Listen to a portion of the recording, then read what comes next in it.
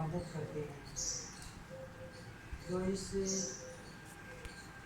निराकार मालिक की भक्ति करते हैं उन्हें भक्त कहते हैं। यदि इन्हीं सेंटेंस को हम उर्दू भाषा में बोलें तो ये कहा जाता है कि ये मालिक निराकार है और जो इसकी इबादत करता है उसको आबिद कहते हैं।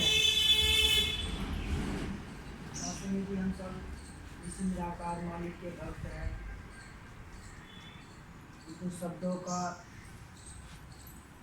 शब्दों की लड़ी है। भक्त को दास भी कह देते हैं, इबादतगार भी कह देते हैं, संत भी कह देते हैं। सबका मतलब एक ही है, सार एक ही है।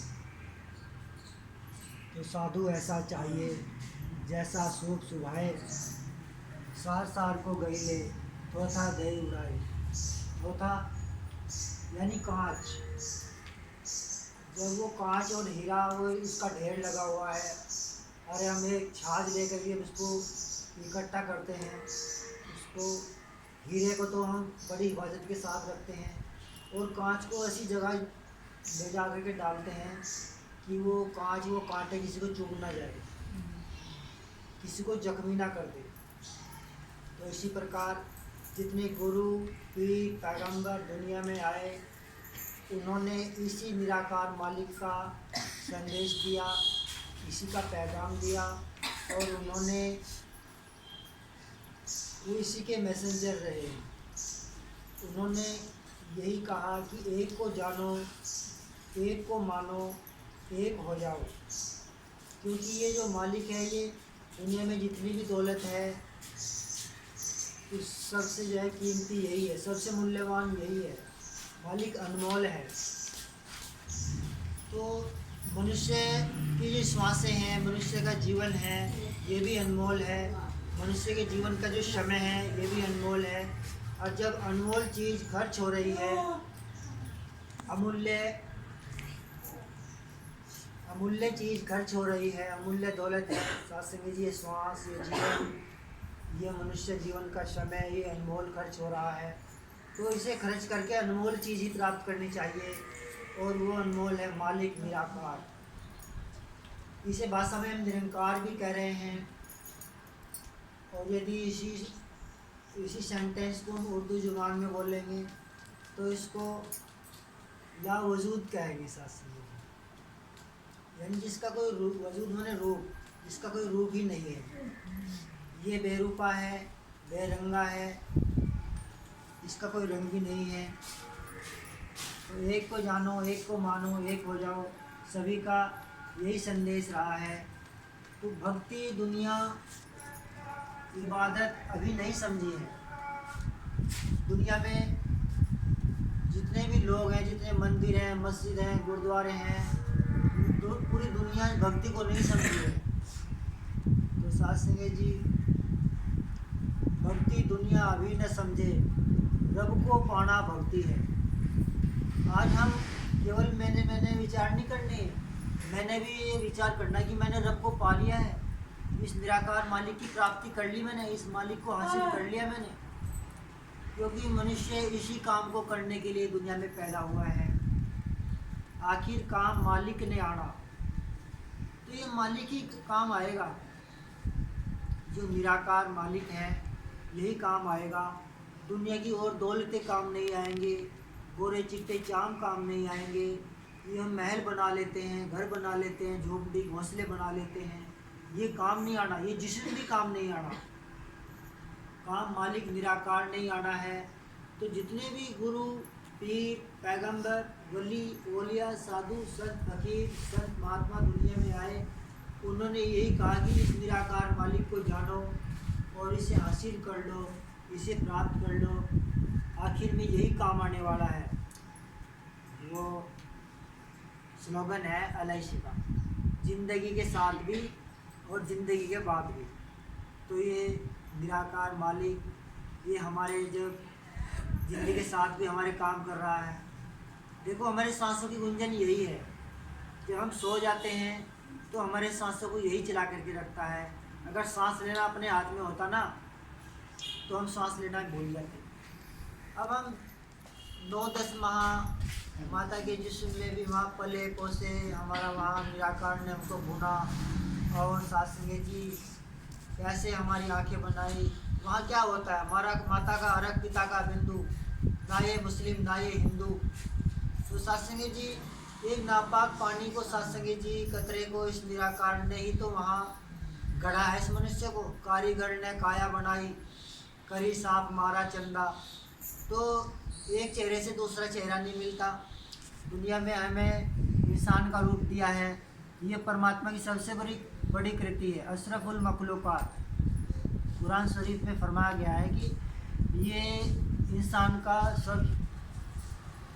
सबसे बड़ा ऊंचा रुतबा दिया है मनुष्य को। और रामायण जी कहती है बड़ भाग मानुष तन पावा, कि मनुष्य का जो तन है जिस्म है ये बड़े भागों से बड़ी तकदीर से मिला है।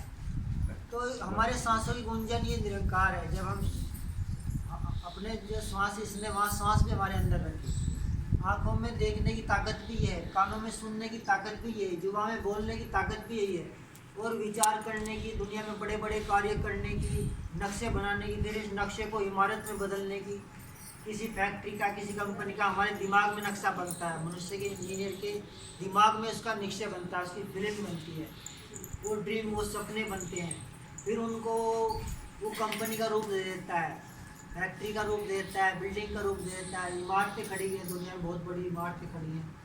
तो जो सोचने समझने की दिमाग की शक्ति भी ये निराकार मालिक ही है, जिसको हम अल्लाह भी कह रहे हैं।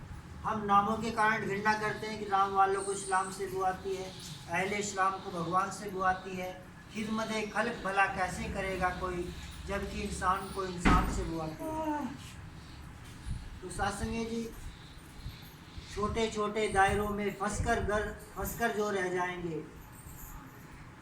तो अगर हम छोटे छोटे दायरों में फंस गए फिर हम कामयाबी नहीं हासिल कर सकते। ना तो इस अल्लाह को हम पा सकते हैं, इस मालिक निराकार को पा सकते हैं, और न इस दूसरों को इसकी प्राप्ति करा सकते हैं अगर छोटे छोटे दायरों में फंस कर रहे। क्योंकि जब छोटे दायरे में वो गमला ज़मीन से उखाड़ करके गमले में लगा दिया जाता है तो वो हमें आरा मशीन में नहीं जा सकती। वो लकड़ी गमले में लगी हुई वो हमें भरपूर मात्रा में प्रचुर मात्रा में ऑक्सीजन नहीं दे सकती। वो इतने हमें फल फूल नहीं दे सकते। अमरूद के पेड़ को, आम के पेड़ को गमले में लगा दो, कहाँ से मंडी में हम आम लेते जाएंगे, कहाँ से हम अमरूद लेते जाएंगे। यदि वो गमले में लगे रह गए तो विकास रुक जाता है। इसी प्रकार हम मूल के साथ जुड़े। मूल एक निराकार मालिक है जिसके खूबसूरत नाम है, किसी भी नाम से पुकारो। अल्लाह, ईश्वर, भूत, वाहेगुरु, एक रब के हैं सारे नाम। राम, मोहम्मद, ईशा, नानक, एक से एक है प्यारे नाम। तो इंसान नासमझी के कारण, भ्रमों के कारण, अंधकार के कारण, अज्ञानता के कारण जो है वो फर्क कर रहा है, वो दीवारें खड़ी कर रहा है। मनुष्य ने अपने आप चारों ओर दीवारें खड़ी कर ली। इसलिए निराकार मालिक से मिल पाना मुश्किल हो रहा है। मुश्किल ही नहीं, असंभव भी हो रहा है।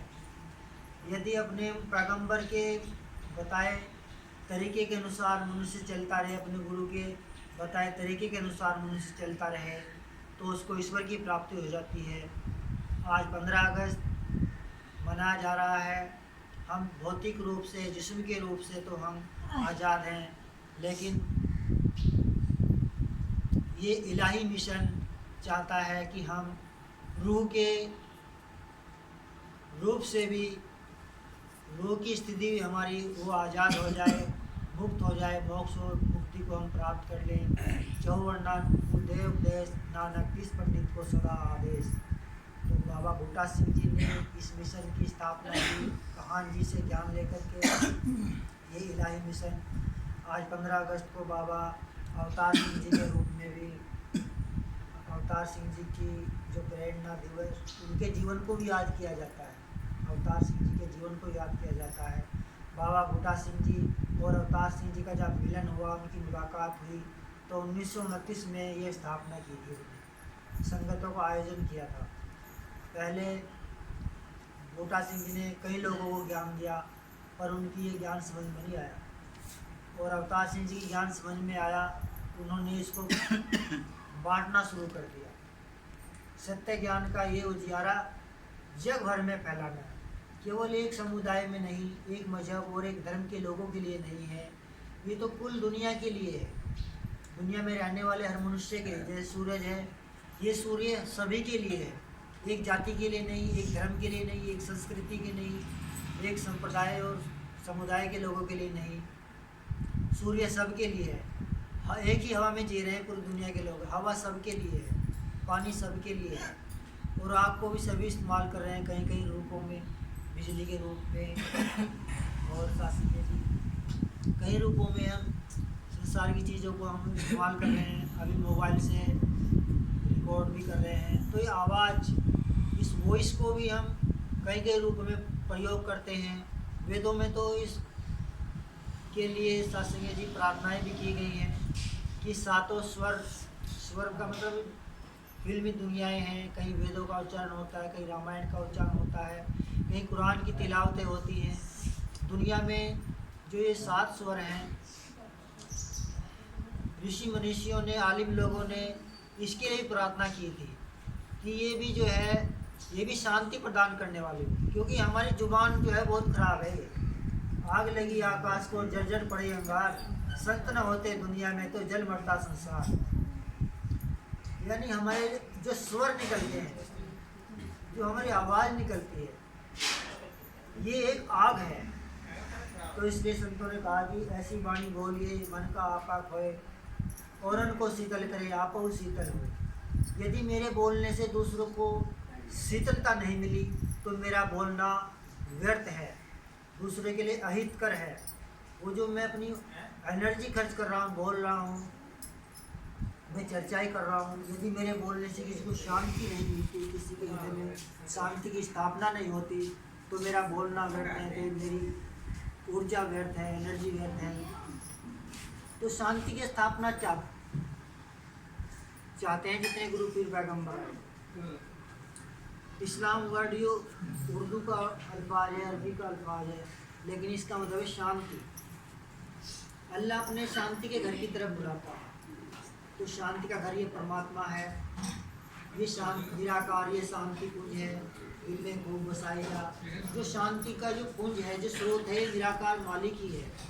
एक कोसोरे को देखो, मैं गमले की बात कर रहा था कि गमले में जो है पौधा विकास नहीं कर सकता, आराम से नहीं जा सकता, उसके किवाड़ और दरवाजे और खिड़कियाँ नहीं बन सकती, उसकी मेज स्टूल कुर्सियाँ नहीं बन सकती। वो गमले में वहीं का वहीं रह जाता है, उसको जला दिया जाता है लकड़ी की समझ। कटोरे में रखा हुआ पानी, उसमें एक छोटी सी कंकड़ डाल दो, बाहर छलक जाएगा। और समुद्र में आप जहाज डाल दो, बड़ी बड़ी मछलियाँ, कितनी डायनाना, कितने नाम है मछलियों की, बड़ी से बड़ी हवेल मछली जो जहाज़ों की पलट देती है। और समुद्र में से मानसून भी उठते हैं। तो इसी प्रकार दासंगी जी, हमें अपने हृदय को समुद्र की नई शांत रखना है, प्रशांत सागर बनाना है अपने हृदय को। अपने मन में अगर हमारा मन शांत होगा तो ही शास्त्र जी हम दूसरों को शांति प्रदान कर सकते हैं, तो ही हमारी जुबान से शांति की वाणी निकल सकती है। अगर हमारा मन शांत नहीं है तो हमारे पास कुछ भी नहीं है। हम ये सत्संग कर रहे हैं, कमाई धारवाई कर रहे हैं, जन्म से लेकर के मरण तक मनुष्य कितने मेहनतें करता है, कितने कर्म करता है, वो सिर्फ शांति के लिए करता है। तो सबसे जो फल है, जो रिजल्ट है, जो परिणाम है मनुष्य जीवन के कर्मों का, वो शांति है। तो हमारे जीवन में शांति हो, मन में शांति हो, हमारे अतः कर्म में शांति हो। तो सत्संग जी, समुंदर पुरसकूं है इसलिए गहरा भी है, और मचलती नदियों में कोई गहराई नहीं। वो इसलिए शांत है क्योंकि वो गहरा है। क्या इस निराकार की गहराई को कोई देख सकता है? अरे हमारी बुद्धि, हमारी आंखें वापिस लौट आती हैं, इसकी गहराई तक हमारा मन भी नहीं जा पाता, इसकी ऊंचाई तक हमारा मन, हमारा दिमाग भी नहीं जा पाता, इसका कोई किनारा नहीं है। ईसा मसीह जी ने बाइबल में कहा कि आश्चर्य है कि इसकी कोई सीमा नहीं है, वास्तव में इसका कोई दायरा ही नहीं है। अभी महात्मा चर्चा कर रहे थे उधर बैठे हैं कि इसको हम इस भी कह सकते हैं, और ये दूर से दूर भी उस भी कह सकते हैं।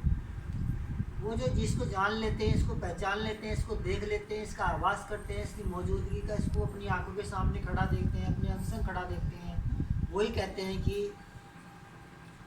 इस प्रभु को, जैसे मेरे पास महात्मा जी बैठे हैं, आदरणीय श्री सुखपाल जी, तो हम कह सकते हैं कि इन महात्माओं की, इस महात्मा की कृपा से मेरे जीवन में बहुत खुशियाँ मिली हैं, बहुत शांति मिली है, मैंने तरक्की की, मैंने विकास किया, तो दूसरों को श्रेय देते हैं। तो इसलिए निराकार को, शासनीय मालिक को हम निराकार मालिक को इस भी कह सकते हैं, उस भी कह सकते हैं। अनंत असीम को सीमाओं में चाहता है ये दे। क्या एक मूर्ति को हमने गढ़ लिया उसमें निराकार आ गया? नहीं। क्या हमने तस्वीरें पूरी शुरू कर दी इसमें निराकार आ गया? अरे निराकार मालिक वो है जिसके सारे खूबसूरत नाम है, जिसको अल्लाह, ईश्वर, गॉड, वाहेगुरु, राम, मोहम्मद, ईसा नानक कह रहे हैं, जिसने ज़मीन को बनाया, जिसने आसमान को बनाया, जिसने सारे मनुष्यों को बनाया,